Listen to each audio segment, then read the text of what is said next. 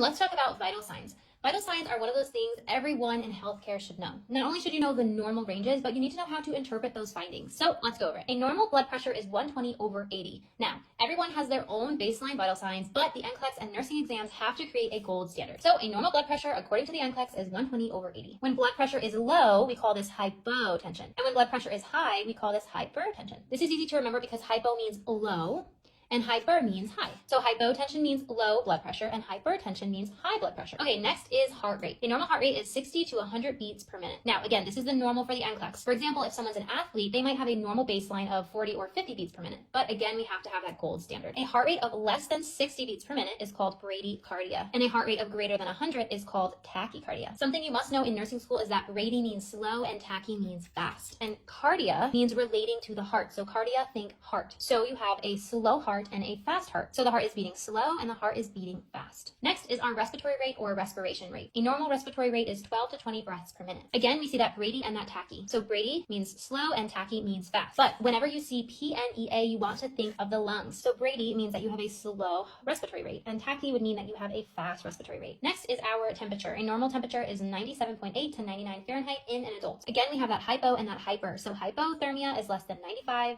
and hyperthermia is greater than 104. This would indicate the patient has a fever. Next is our oxygen levels. A normal oxygen saturation is 95 to 100%. But note on the NCLEX that COPD patients are expected to have lower O2 levels. This can be as low as 88%, and this would be considered typical and expected. When you have low levels of oxygen, you want to think hypoxemia. The tissues are deprived of oxygen. Okay, next is pain. Yes, pain is a vital sign. Even though it's subjective information, it's still considered a vital sign. This can be measured in numerous ways, but the most popular one known is the Wong-Baker faces, which look like this. You can find more nursing notes like this in the Complete Nursing School bundle. Happy studying, future nurses!